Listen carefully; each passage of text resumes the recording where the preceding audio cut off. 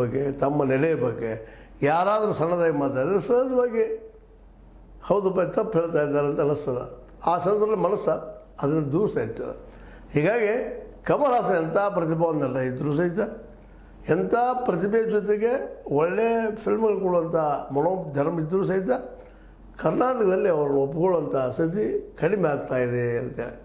ಯಾಕಂದರೆ ಸಹಜತೆ ಕನ್ನಡಿಗರಿಗೆ ಒಂದು ರೀತಿ ಅಪಮಾನದಂಗೆ ಆಗಿದೆ. ಇಲ್ಲಪ್ಪ ದ್ರಾವಿಡ ಭಾಷೆಯಿಂದ ನಾವು ಹೆಂಗೆ ಹುಟ್ಟಿದ್ವಿ, ತಮಿಳು ಭಾಷೆ ನಮ್ಮ ಇದು ಕನ್ನಡ ಭಾಷೆ ಹೆಂಗೆ ಹುಟ್ಟಿದ್ರು ಅನ್ನೋದು ಚರ್ಚೆ ಆಗಬೇಕಾಗಿದ್ದು, ಅದೆಲ್ಲ ಆಗಲಾರದು ಹಂಗೆ ಮುಂದೆ ಹೋಗ್ತಾಯಿದೆ. ಇದಕ್ಕೆ ಯಾರೂ ಪ್ರತಿಭಟನೆ ಮಾಡ್ತಾಯಿಲ್ಲ ಅನ್ನೋ ಸಂಕಟ. ಈ ದಿಶೆಯಲ್ಲೇ ಕನ್ನಡಿಗರ ಅವ್ರ ಮನಸ್ಥಿತಿನ ಅರ್ಥ ಮಾಡಿಕೊಂಡು ಕಮಲ್ ಹಾಸನ್ ಅವರು ಇಷ್ಟೊಳಗೆ ಸಾರಿ ಕೇಳಬೇಕಾಗಿತ್ತು.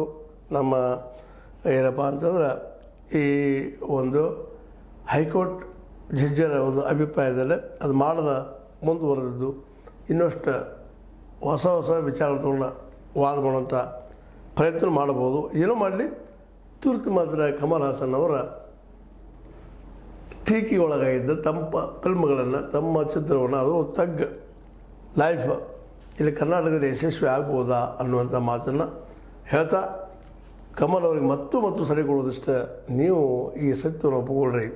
ದ್ರಾವಿಡ ಭಾಷೆ ಮೂಲ, ಅದರದ್ದೆಲ್ಲ ನಂತರದ ನದಿಗಳು ನೀವಾಯಿತು, ಕನ್ನಡ ಆಯಿತು, ಅಂದರೆ ತಮಿಳಾಯಿತು, ಕನ್ನಡ ಆಯಿತು, ತೆಲುಗು ಆಯಿತು, ಮಲಯಾಳಂ ಆಯಿತು, ಇದು ಅರ್ಥ ಮಾಡ್ಕೊಂಡು ಹೋದ್ರೆ ಸಮಸ್ಯೆ ಇಲ್ಲ ಅಂತ ಹೇಳ್ತಾ, ಇದು ನಿಮಗೆ ಲೈಕ್ ಆಗಿರ್ಬೋದು, ಲೈಕ್ ಆಗದೇ ಇರ್ಬೋದು, ಲೈಕ್ ಮಾಡಿ, ಶೇರ್ ಮಾಡಿ, ಕಮೆಂಟ್ ಮಾಡಿರಿ. ಜೊತೆಗೆ ಸಬ್ಸ್ಕ್ರೈಬ್ ನಿಲ್ಲಿಸ್ಬೇಡ್ರಿ. S60 ನ್ಯೂಸ್ ಅರ್ಥ ಚಿತ್ರಗಳನ್ನು ವಂದನೆಗಳು.